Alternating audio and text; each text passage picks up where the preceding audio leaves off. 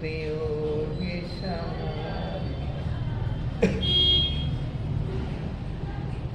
नमः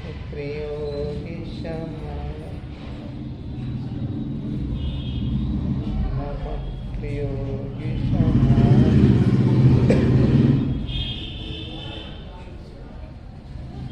नमो अरिहंताय नमो सिद्धाय नमो आयर्याय नमो गच्छाय नमो लोहितपिशाय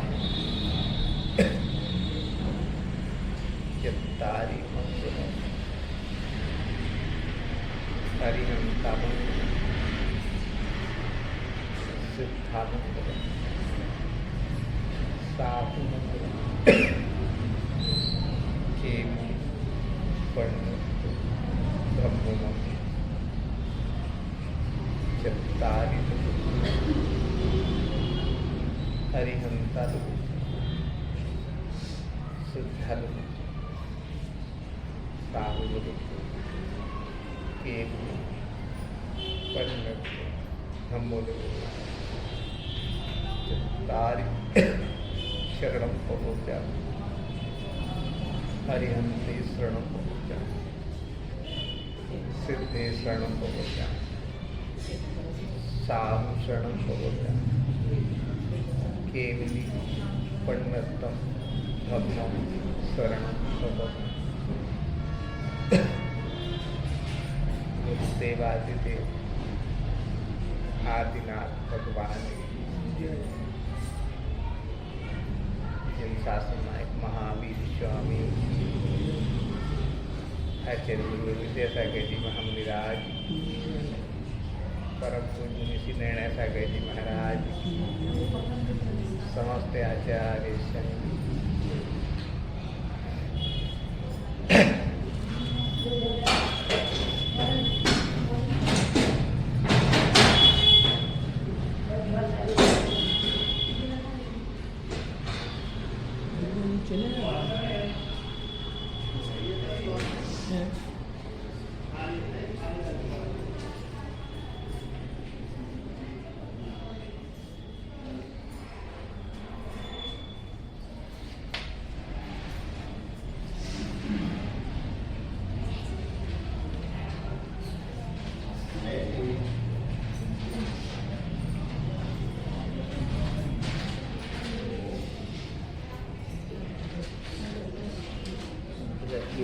शुद्धि मदिघम यथानुरूपम भाव शुद्धि मदिका मदिगंतु काम आलम्बनान के विधान यबलम वल्गन भूतार्थ यज्ञ पुरुषस्य करोमि यज्ञ। अपने भावों को परम शुद्धता को पाने का अभिलाषी मैं देश और काल के अनुरूप जल चंदनादि द्रव्यों की शुद्धता को पाकर जिन स्तवन जिन बिंब दर्शन आदि अनेक अवलंबनों का आश्रय लेकर भूतार्थ रूप सूर्य अरहंत आदि का पूजन करता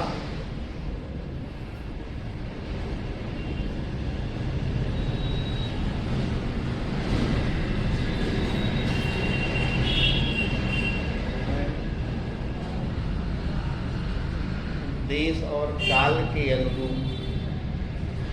देश का अर्थ होता है क्षेत्र और काल का अर्थ होता है समय।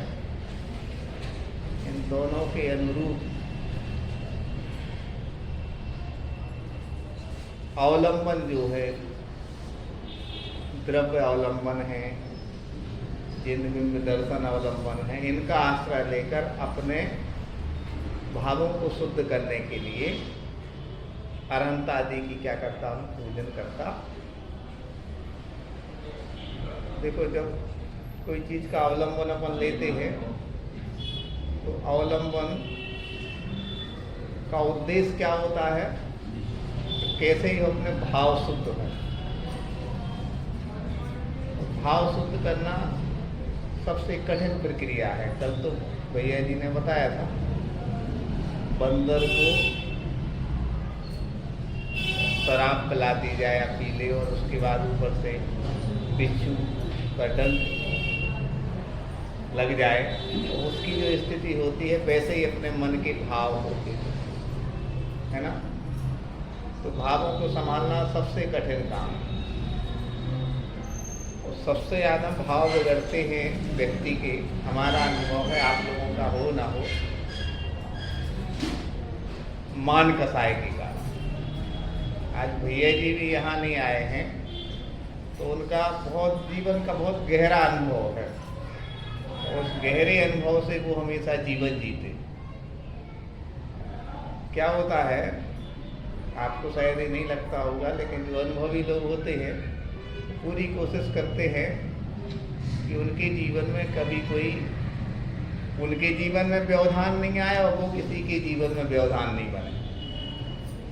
जैसे अपना धर्म कितना महान है, ऐसा लोग कहते हैं कि जहाँ घास है, यदि वहाँ से मुनिराज चल गए, परीक्षा हो गई कि वो मुनिराज नहीं।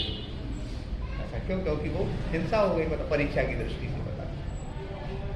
ऐसे ही किसी की परीक्षा करना है तो उसकी मतलब बहुत क्रिया से भी समझ में आ जाती है उसकी परीक्षा। तो भैया जी का अभी तक के जीवन का अनुभव है कि सबसे ज़्यादा यदि गलत जीवन में होता है तो मान कसाय के कारण होता है। आपके आने से पहले हमने उनसे 2-3 बार कहा कि गाड़ी लेके आ जा रहा है जो भी, तो उनका कहना था, ये सर तो हमारे बहुत मित्र हैं और बहुत हृदय से जानते हैं, तो हमने कहा नहीं, वो पंडित जी साहब भी निवेदन कर लेंगे आपसे कोई वचन का जो करते हैं। कहने लगे हैं, उनका ये शब्द था, आज क्षमा करना, यदि आप रोज वचन का करते होंगे स्थायी रूप से तो हम तुरंत आ जाते, आपसे तो परिचय नहीं। पहले कितनी बड़ी बड़ी उलझनें पैदा होती हैं, मंच, माला, माई, प्रवचन, वचन का, ये आपको सामान्य बातें लगती हैं कि धर्म की गहराई में पहुँचो तो ये औजार हो गए हैं लोगों के लिए अपनी झूठी प्रशंसा के। ये हमें कहना नहीं चाहिए, 30 साल का तो हमारा ही है। धर्म बहुत बड़ा औजार हो गया है, क्या? आदमी को अपना मान प्रतिष्ठा झंडा बढ़ाने के लिए, अपना मठ बढ़ाने के लिए। जनता तो भोली रहती है, 100 लोग, 500 लोग, 1000 लोग इकट्ठे हो गए तो लोग वो तो भावुक हैं। पूज्य तरुण सागर महाराज जी का आपको स्मरण हो कि पुण्य कर्म का होता था, हजारों लोग थे, लेकिन जब उनका अंत समय आने लगा तो उस समय उन्होंने 4 पंक्तियाँ लिखी थी गुप्ती सागर महाराज जी के चरणों में, तो मुझे आखिरी में महाराज जी के चरणों में ले चलो और वो जो कहेंगे वो निर्णय करेंगे, लेकिन क्षमा करना। लेकिन उससे पहले का पूरा उनका जो स्वरूप था अहिंसा और विश्व का था, लेकिन उन्हें ये अंदर से भी मालूम था कि इतने जल्दी हम चले जाएंगे।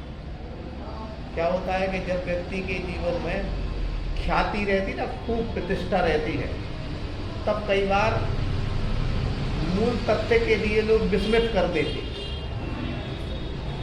क्यों विस्मित कर देते हैं? क्योंकि उनको लगता है कि जैसे हम चल रहे हैं वो क्या है, पूर्णतः सही। आचार्य श्री इस मामले में नहीं है, आचार्य श्री विद्यासागर जी, क्षमा करना, और हम सब संतों को बहुत हृदय से नमन करते हैं, उनका बहुत आदर्श मानते हैं, लेकिन आचार्य श्री का जीवन हमने देखा है खुद का, ख्याति, पूजा, लाभ, प्रतिष्ठा, इन सब से परे है।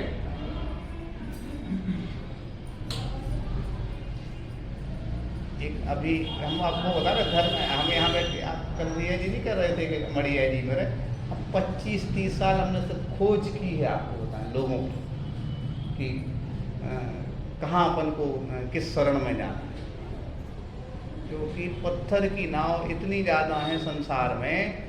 देखो आप देखना, किसी के पास ही बैठ जाओ, सलाह तो अपनी पूरी देंगे, तो खुद नहीं चल रहे हों लेकिन सलाह तो ऐसी देंगे कि आप सुनोगे कि बुंदेलखंडी में इतनी बातें दें कि आंधळे हो जाओ बुंदेलखंडी में। लेकिन सही व्यक्ति वही कहता नहीं है, सही व्यक्ति उसके पास जाने के बाद एहसास होता है कि यार यही सही है। सही व्यक्ति कहता नहीं है।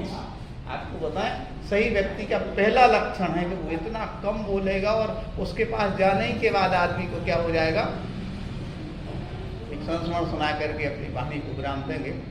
भैया जी क्यों नहीं आए, क्या होगा, भैया जी एक जगह कहीं गए होंगे आज से 15 साल पुराने। क्या होता है कि जब किसी की प्रतिष्ठा और ख्याति बढ़ने लगती है तो ईर्ष्या करने लगती है। जैसे हम किसी नगर में रहें 8 दिन से और वहाँ हमारे प्रभाव से 10 लोग, 20 लोग, 50 लोग जुड़ने लगे और एक दिन किसी ने निवेदन किया कि भैया जी आप भी प्रवचन करो। अब जिनकी जनवाणी है उनकी विधि भैया जी थे वो कल थे, जब वो बोले तो 500 लोग होते थे तो 1000 हो गए दूसरे दिन। अब पूरी समाज ने क्या किया, उनसे ही निवेदन किया कि वो भैया जी के प्रवचन तो होते ही हैं, इनके भी प्रवचन हो। तो उनके प्रवचनों में क्या हो गया, थोड़ा सा प्रभाव कम हो गया, दूसरे के में इनका प्रभाव जमने लगा। और ये हृदय से साफ व्यक्ति है, वो 8 दिन का जो माहौल बना उससे उनके अंदर गांठ बैठ गई। किनके अंदर, दूसरे उनके अंदर इतनी गहरी गांठ बैठी कि इनका जीवन बदल गया था। इतना बड़ा इनके ऊपर भूवंडा तैयार हुआ या 6 महीने तो बिल्कुल वो अंधेरे में रह गए। हम जैसे याद उनके साथ थे।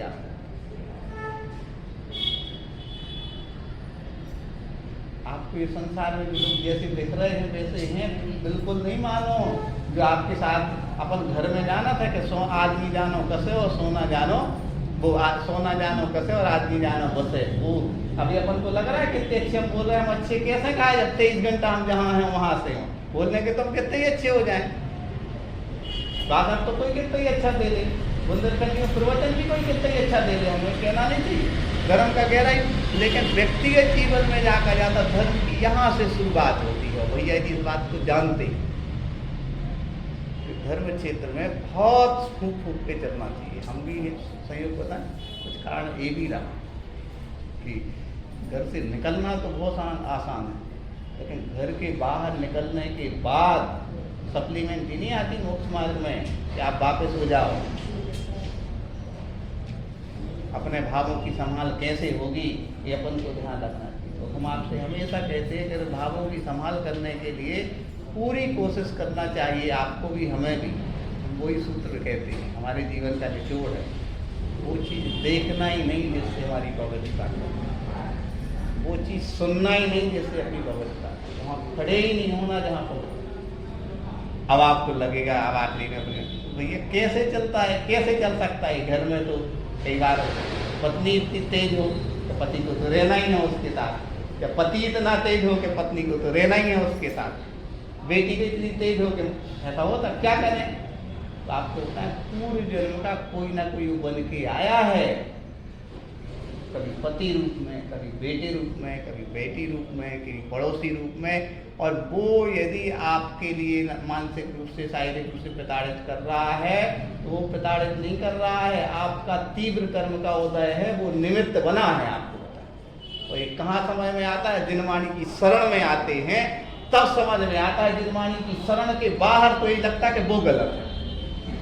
अच्छा एक बताओ, सीता व्यवहारिक जीवन में तो यही लगेगा कि राम गलत थे, ऐसी परिस्थिति में बाहर निकाल दिया। लेकिन जब अंत केवल ज्ञानी की दिव्य ध्वनि में फिरेगा तब आएगा कि सीता ही ने ऐसी कुछ परिस्थितियां थी, कर्म किया था, उनका उदय सामने आया था। और तुमसे कोई बाहर कोई कहे तो लोगों को बुरा लगेगा, लेकिन जिनवाणी की गद्दी पर बैठ के कह दो तो शायद बुरा नहीं लगेगा। हमारा क्या स्वार्थ हो सकता है आप लोगों से ये बताइए, कोई स्वार्थ तो नहीं। सिर्फ इतना है कि तुम्हें आईना दिखा देंगे कि परेशानी यहाँ हो रही। सुन क्या कर रहे हैं कि अपन पानी उलीच रहे हैं, क्या कर रहे हैं, वो बंद नहीं कर रहे जहाँ से पानी आ रहा है। अपन पानी उलीच रहे, पानी उलीच रहे मतलब एक दृष्टि से अपन ऐसा सोच रहे हैं कि निमित्त के लिए दोष दे रहे हैं। और लेकिन अपन ये भी तो सोचें कि अब द्वारा कर्म बंद ना हो। हम लोगों को सलाह देते हैं बहुत, जब प्रेम होता है, स्नेह होता है किसी से, प्रेम तो बहुत कठिन है। यदि हमारा आदरणीय डी के सर से प्रेम है तो डी के सर को बिल्कुल हृदय की गहराई से सही बात बताएं। और यदि स्वार्थ है तो अरे बहुत अच्छे, बहुत अच्छे, बहुत अच्छे, अरे बहुत अच्छे तो ठीक है भैया, वो गड्ढा है वो गिर जाएंगे तो फिर हैरानी हो जाएगी यार उनको। है ना जी। तो सबसे अच्छा हम हमेशा कोशिश करते हैं कि लोग क्या करें। परसों की बात हमने खूब कोशिश की कि कोई मंदिर आए। मंदिर अपनी अपनी परिस्थितियां होती हैं।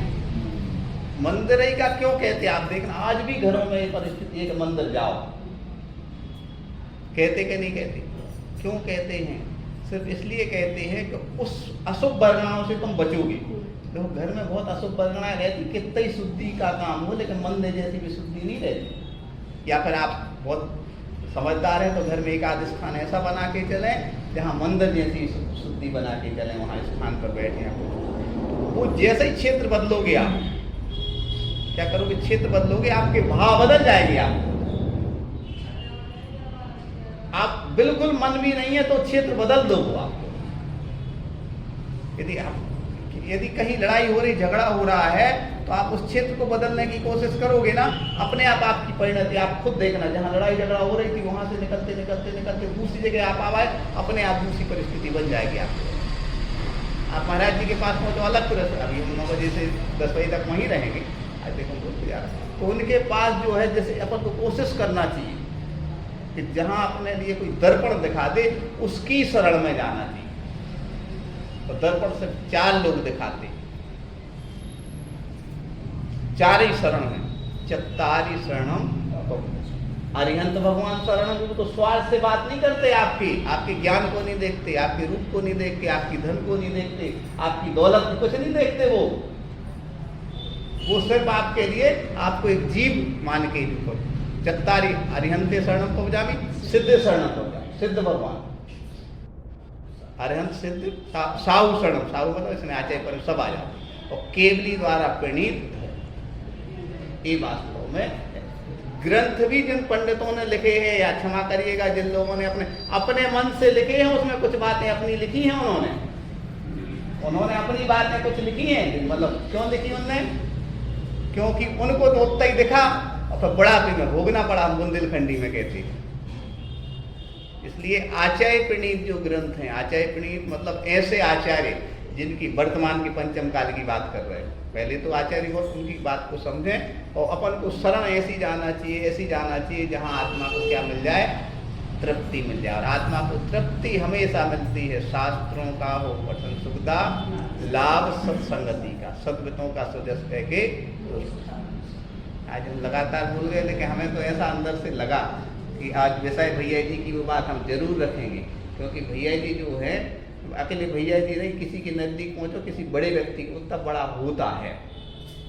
किसी बड़े व्यक्ति के पास पहुँचो ना, वो तब बड़ा होता है। अपने घर में भी आपको बताएं, जो अब है उसकी कोई कीमत नहीं, लेकिन जिस दिन वो चला जाएगा ना, वो भगवान लगेगा, बिल्कुल कह दे रहे। लेकिन इसलिए हम कहते हैं कि जो है अभी उसकी कीमत समझ लो, बिल्कुल सबसे। आप बिल्कुल ऐसी चीज इसमें आया है, आप हमें सुनाई दे रहे हैं। गृहस्थ जीवन में सुखी रहने के लिए एक पंक्तियां आपके लिए इसमें आ गई, आपके लिए बहुत काम आएंगी। हम इसको हम विराम देते हैं।